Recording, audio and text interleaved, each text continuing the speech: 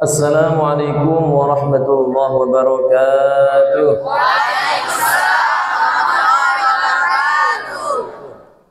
Alhamdulillahil qail syahrul ramadhan allazi unzila fihi al-Qur'an hudan lin-nasi wa bayyinatin minal huda wal furqan. Asyhadu an la ilaha illallah wa asyhadu anna Muhammadan abduhu wa rasuluh sallallahu alaihi wasallam taslima. Allahumma salli wa sallim wa barik ala sayyidina Muhammadin wa ala alihi wa ashabihi wa man tabi'ahum bi ihsanin ila yaumiddin, amma ba'du. Hadirin wal hadirat jamaah Masjid Al-Jihad yang dimuliakan oleh Allah Subhanahu wa taala. Amin. Niki diparingi wekdal pinten menit niki kok konsepe pinten ngoten. Wonten sing pun wangsul to nggih. Nah, semestinya kultum itu yang paling ideal itu letaknya sehabis sholat Isya. Nggih. Nanti harapan saya nanti Pak Haji Kadir kedepannya mungkin ada perubahan, itu yang biasanya diletakkan di ba'da taraweh. Napa mulai niki kula malah ba'da witir niki. Kelas-kelasan niki nggih. Nah, jadi untuk tahun depan mungkin perlu dirubah, yaitu habis Isya langsung ceramah. Karena jamaah kita ada yang cuman 8 saja. Saya perhatikan tuh ada yang 8 langsung pulang. Ada yang sampai full kados panjenengan, Masya Allah. Jadi ya mudah-mudahan kedepannya kita diberikan kesempatan oleh Allah bisa menjumpai Ramadan tahun depan. Amin Allahumma. Ibu bapak yang dimuliakan oleh Allah Subhanahu wa taala. Tema kali ini adalah nuzulul Quran, di mana diturunkannya Al-Qur'anul Karim. Syahrul Ramadan alladzi unzila fihil Qur'an. Jadi bulan Ramadan ini bulan di mana di dalamnya diturunkannya kitab suci Al-Qur'an. Tanggal 17 Ramadan. Ada 30 juz, 114 surah, 6.236 ayat, dan 1.027.000 huruf dalam Al-Quran. Terus panjenengan misalnya kalau mas Quran sampai khotam 30 juz, sama halnya membaca 1.027.000 huruf dalam Al-Quran. Bahkan banyak sekali mukjizat-mukjizat Al-Quran. Di antaranya suatu ketika Sayyidina Umar bin Khattab menjadi khalifah kedua yang menggantikan Sayyidina Abu Bakar As-Siddiq, maka ketika Bilal itu Al-Khalifatus Tsani Sayyiduna Umar bin Khattab. Beliau ini Sayyidina Umar khalifah kedua setelah Sayyidina Abu Bakar As-Siddiq. Suatu ketika ada kejadian aneh para jamaah. Suatu ketika sungai Nil yang ada di Mesir, yang tadinya airnya banyak melimpah jernih, tiba-tiba ketika Khalifah Umar bin Khattab menjadi seorang pemimpin kedua setelah Sayyidina Abu Bakar As-Siddiq, sungainya itu asat, tidak ada airnya para jamaah. Masya Allah, nggak ada airnya. Akhirnya gubernur Mesir pada saat itu mengirim surat kepada Sayyidina Umar bin Khattab yang isi tulisannya itu seperti ini. Wahai Khalifah Umar, sekarang terjadi sungai Nil yang tadinya banyak air sekarang asat. Sebelum datangnya Islam, budaya pada saat itu mencari gadis yang paling cantik para jamaah. Boleh uang itu yang paling ayu sak kampung pokoknya niku. Itu dijadikan tumbal pada saat itu. Golek wong wedok sing paling ayu, sih perawat niku digoleki, terus dipakai pakaian yang paling mewah, paling bagus, kemudian dilempar di sungai Nil yang kering, kemudian kembali ada airnya lagi. Setelah mendapat penjelasan seperti itu, Sayyidina Umar langsung nggak bener ini. Akhirnya nulis kepada yang terhormat saudaranya Sungai Nil, gitu. Kalau kamu mengalir karena Allah Subhanahu wa Ta'ala, maka ngalirlah. Karena aku butuh airmu. Tetapi kalau sebaliknya, karena kamu minta tumbal, maka jangan sekali-kali kamu ngalir lagi sampai hari kiamat. Saya nggak butuh kepadamu. Akhirnya ditulis Bismillahirrahmanirrahim, kemudian dilipat, dikasihkan kepada gubernur, suruh ini dilemparkan ke Sungai Nil. Dengan izin Allah Subhanahu wa Ta'ala, Sungai Nil yang tadinya kering para jamaah, dengan izin Allah Subhanahu wa Ta'ala langsung datang air yang begitu melimpah dan lebih jernih daripada sebelumnya sampai saat ini. Masya Allah, ini barokahnya apa? Mukjizatnya Al-Quran. Apa yang ditulis? Cuman Bismillahirrahmanirrahim. Masya Allah, ini mukjizat Al-Quran. Kemudian di dalam kitab yang lain ada kitab namanya Mishkatul Mashabih. Kitab ini Masya Allah luar biasa, tebal sekali. Di dalam kitab tersebut menjelaskan ada 10 surah dalam Al-Quran. Ashrun tamna'u ashron. Ada 10 surah di dalam Al-Quran yang mempunyai keistimewaan mencegah 10 perkara. Yang pertama yaitu suratul Fatihati tamna'u ghadabar Rabbi. Barang siapa yang mengistiqomahkan membaca surah Al-Fatihah tamna'u ghadabar Rabbi, maka orang tersebut akan terbebas dari murkanya Allah Subhanahu wa Ta'ala. Alhamdulillah panjenengan sedaya ingkang hadir wonten masjid niki sedaya pengamal surah Al-Fatihah. Buktinya apa? Damal sholat niku termasuk ketika kita istiqomah menjalankan sholat 5 waktu, kita insya Allah terbebas dari murkanya Allah Subhanahu wa Ta'ala. Amin Allahumma amin. Kemudian yang kedua para jamaah, wa suratu Yasin. Orang yang istiqomah membaca Yasin, meskipun setiap malam Jumat, Masya Allah, di Masjid Al-Jihad ini sudah istiqomah berpuluh-puluh tahun, Masya Allah, istiqomah meskipun 1 minggu sekali. Wa suratu Yasin tana'u atshal qiyamati. Orang yang istiqomah membaca surah Yasin, orang tersebut akan dibebaskan dari rasa haus ketika di hari kiamat para jamaah. Yang konon katanya matahari jaraknya dengan kepala kita itu 1 jengkal dalam kitab Daqaiqul Akhbar para jamaah. Itu sampai 1 jengkal matahari, coba bayangkan. Itu kalau nggak punya bekal amal soleh yang banyak akan meleleh para jamaah. Tapi kalau panjenengan istiqomah membaca surah Yasin, insya Allah kita akan dibebaskan dari rasa haus atau dari panasnya ketika di hari kiamat. Ini yang kedua. Yang ketiga, wa suratul Dukhani. Barang siapa yang istiqomah membaca surah Dukhan, surah Dukhan niku terletak pada juz 25.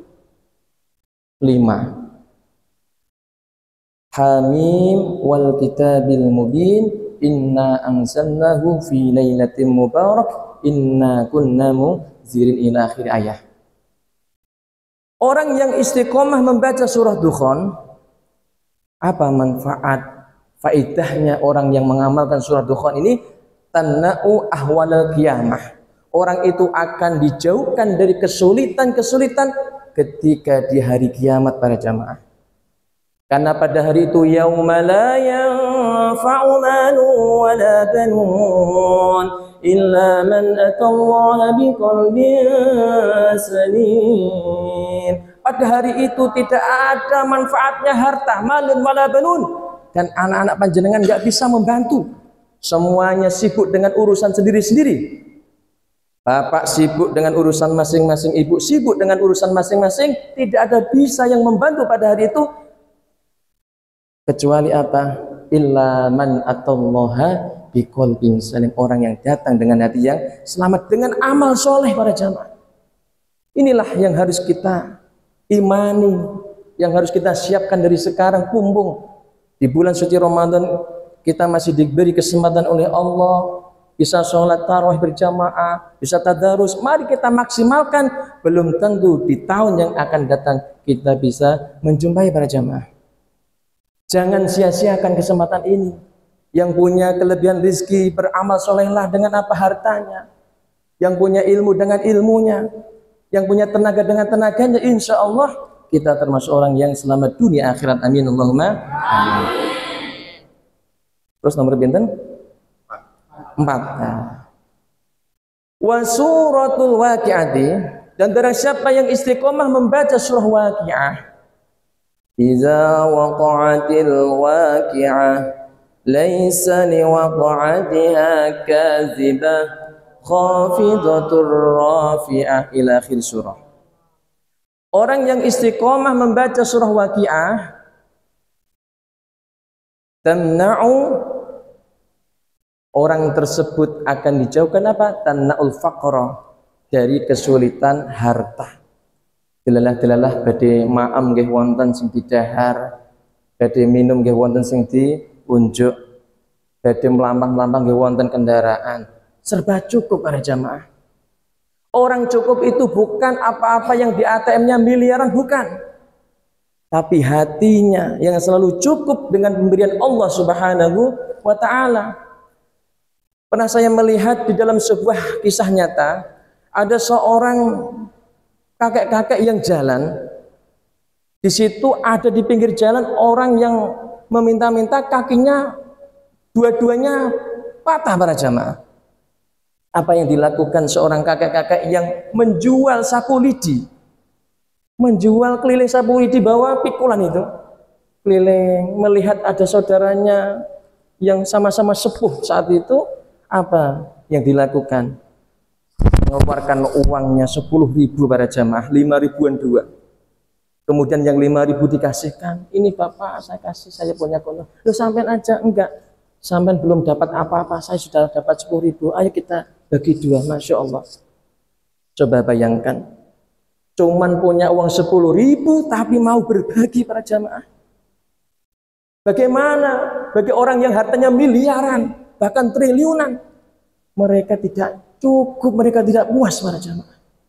Apa yang terjadi?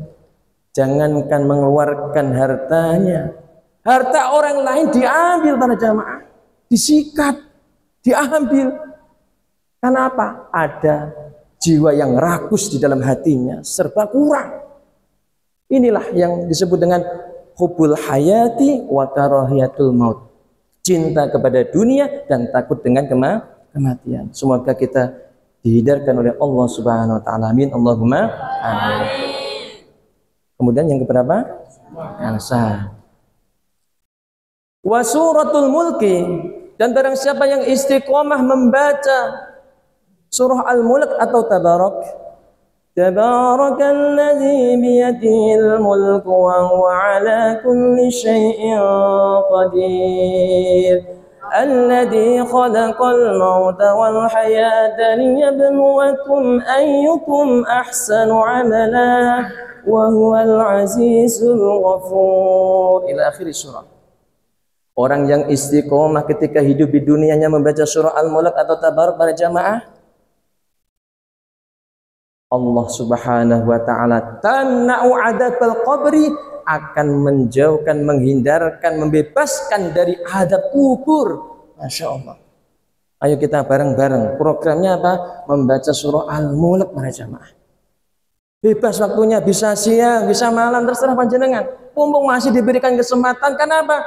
Orang yang meninggal mulai dari zamannya Nabi Adam sampai sekarang itu masih berada dalam kubur. Mereka menunggu kapan datangnya hari kiamat. Kalau kita punya amalan surah Al-Mulk kita baca, insya Allah kita akan dibebaskan dari azab kubur. Masya Allah.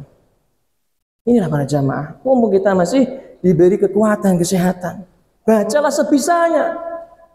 insya Allah Allah akan menyelamatkan kita. Amin Allahumma. Yang berapa?